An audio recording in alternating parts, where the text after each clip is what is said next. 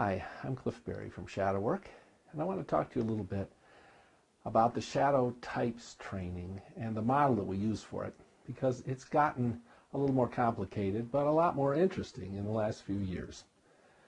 We've been working now with 12 types, and if you look at a 12-sided figure, you'll see that things can get a little complicated.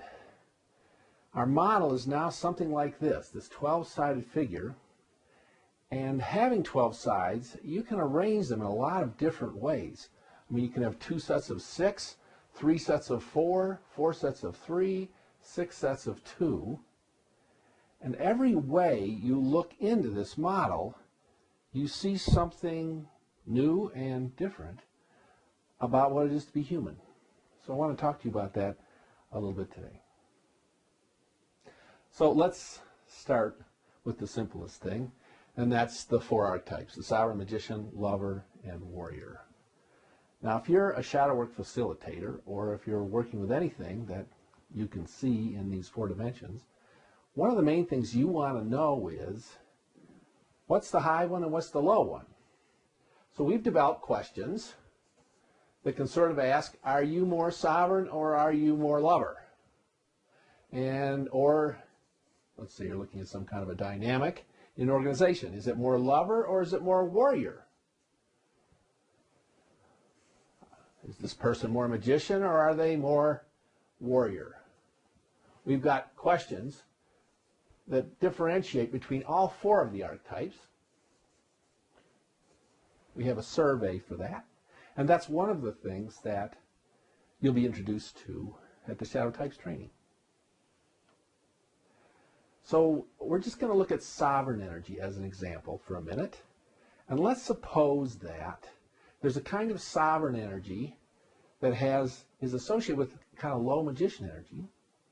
Or there's a kind of sovereign that's associated with low warrior, and there's a sovereign that's associated with low lover.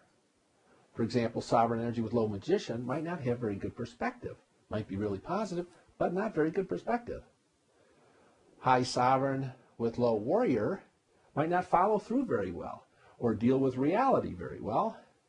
High sovereign with low lover might be able to be very positive but not get into feelings or connect very easily. So you can see that for each of the 4 archetypes, there might be 3 subtypes depending on what they're low in. So you could also have high warrior, low magician, high warrior, low sovereign, high warrior, low lover, and so on. That would be one way to get 12 types.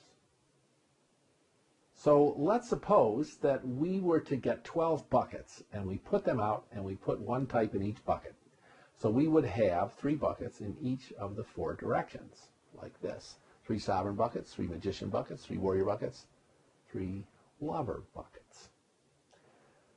We have a survey where people can answer questions, or if you're thinking about some kind of an organization where you can answer the questions and figure out which one of these types they might be or something might be. However, these are a little bit hard to remember. You know, my type, the type we're going to look at here, is high sovereign, low warrior. But it's sort of hard to remember that. It's sort of a technical name. So we also have names that are easier to remember because they're names of a kind of a person. So what we're going to do next is we're going to combine this high and low score with 12 names of kinds of people or a kind of a person that you might be able to associate with these and be able to remember much more easily, because we think human beings remember things about people better than they remember just abstract terms. So here's a chart of 12 different kinds of people. We talk about there being like a foster, that's somebody who likes to take care of other people. An idealizer, that's somebody whose head is always up in the clouds in their dreams. Or an affector, that's someone who knows how to fake it till they make it, how to put on good airs, how to make something happen by believing it can happen, and so on. In the lover quarter, there's somebody we call a yielder and a releaser. That's releaser, someone who kind of channels, lets a lot of stuff go through them. A relier, someone who relies on other people a lot. In warrior, there's the contester, somebody who kind of likes a fight. Identifier, someone who just wants to be themselves, the most real me they can be. And a dualizer, someone who sees things always in twos. And alerter, that's someone who likes to warn other people. A detacher, someone who likes to step back and see the big picture. An optionalizer, someone who's very good at seeing all the options. Now, we have another survey where people can ask some questions, and it'll independently tell us where they're high and low in these 12 kinds of people also. So we can also get results for people in this dimension. So now we're going to put them both together.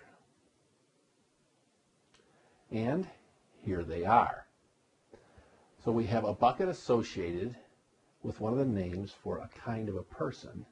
So you can not only know or learn to remember what kind of a person you might be seeing, but also what their high archetype is and their low archetype is. Something very useful to know if you're trying to facilitate. Because, of course, when you facilitate someone, you want to start with what's comfortable with them. You want to start with what's high. And if you want to get them in touch with their shadow, of course, you want to facilitate them towards what's low for them so they can get into their shadow, into the stuff that's been repressed, and get the gold out of it.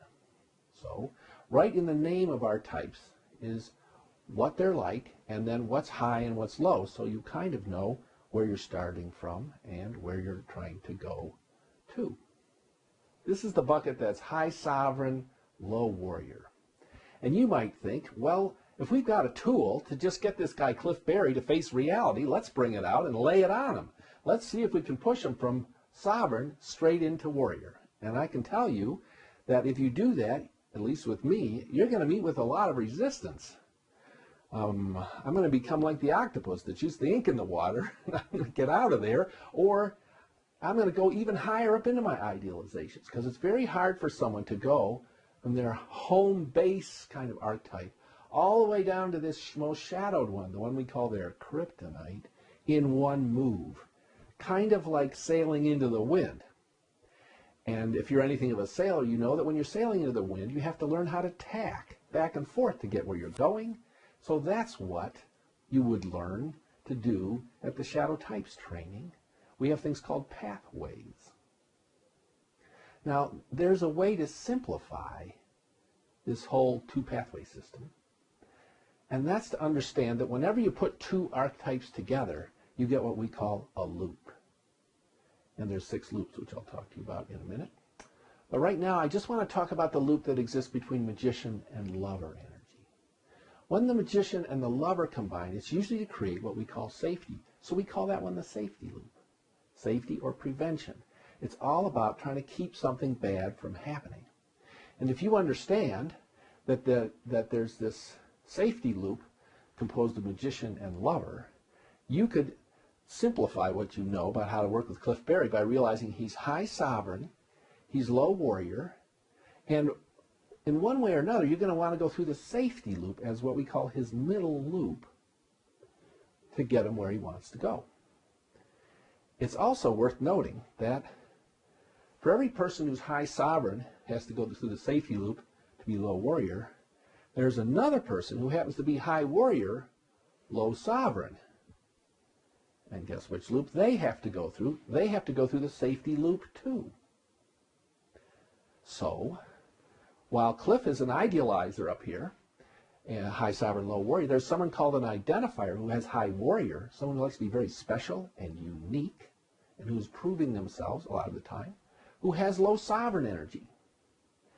And that person has kind of the opposite personality from Cliff.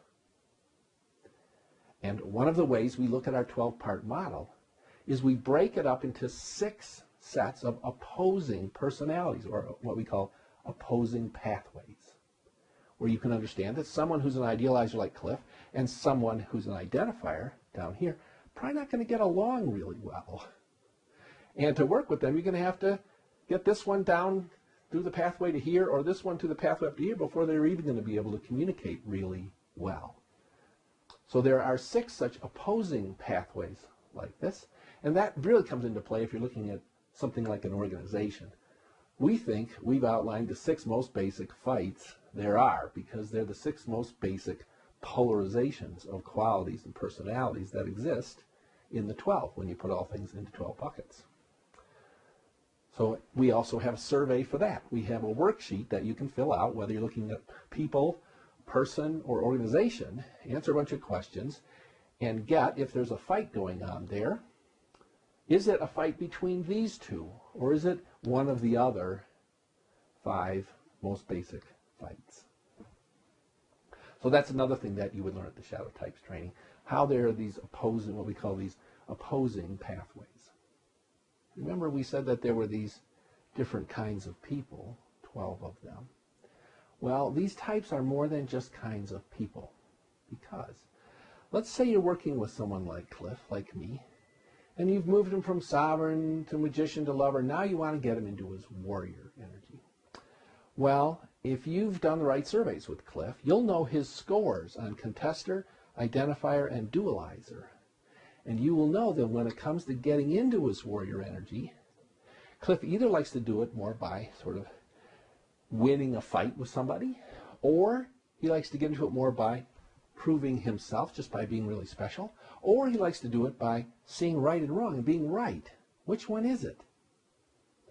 If you know my scores on these things, you would know what kind of a tool you might use to use what we call my portal into a given archetype, because these names are not only sort of names of whole types, but they're also a kind of a flavor in warrior energy. And you could test me with one of our instruments and know, in my warrior energy, which is my kryptonite, what's my favorite flavor?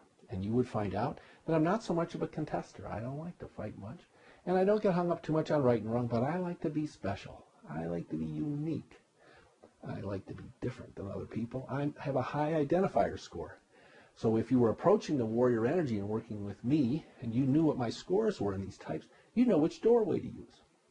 Same would be true in the magician. If you're getting me into my magician energy. Is Cliff someone who likes to get into his magician by thinking, let's just think of all the options? Or let's just stand back, detach, and see the whole big picture impersonally? Or let's see if there's something going on here that's kind of dark and shady, and you might need to warn yourself or other people about it. What's Cliff's favorite way into magician?